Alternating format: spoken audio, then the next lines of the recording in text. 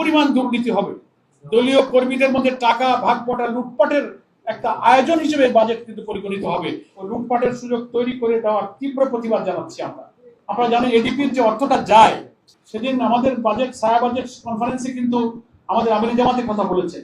এই জন্য আমি বলবো আমাদের বৈশিষ্ট্যের মধ্যে প্রস্তাবিত বাজেটে আমরা ফিসক্যাল ইয়ারকেও চেঞ্জ করার কথা বলেছি। এডিপির টাকাগুলো এমন সময় যায়, জুনে গিয়ে শেষ হয়ে যায়, তো আবহাওয়া খারাপ, বর্ষাকাল, টাকা পয়সা লুটপাট হয়, দলীয় নেতা কর্মীদের পকেটে ইউনো অফিস, ডিসি অফিস, কাবিকা, এটা সেটা নানান প্রকল্পে লুটপাট ছাড়া বাস্তবায়ন হয় না। বরাদ্দ হয় ঠিকাদাররা, আর ওই যে কি বলে পিআইও থাকে, প্রজেক্ট ইমপ্লিমেন্টেশন অফিসার যারা ইউনিটে থাকে, এরা সব ভাগাভাগি করে লুটপাট করে নিয়ে যায়।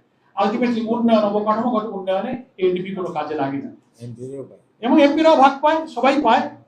এবং এটার কারণে আমরা বলছি যে এটা একটা সুযোগ করে দেওয়া হয়েছে দুর্নীতি এবং লুটপাটের। ফলে বর্তমান সরকার গৃহীত এই অপরিণামদর্শী সিদ্ধান্ত পতিত ফ্যাসিস্ট সরকারের নীতিকেই কিন্তু আমাদের স্মরণ করে দিচ্ছে। এছাড়াও উচ্চাভিলাষী এই বাজেটের অর্থ সংস্থান করতে গিয়ে সরকারকে অতিমাত্রায় ঋণ নির্ভরতার পরিকল্পনা করতে হয়েছে।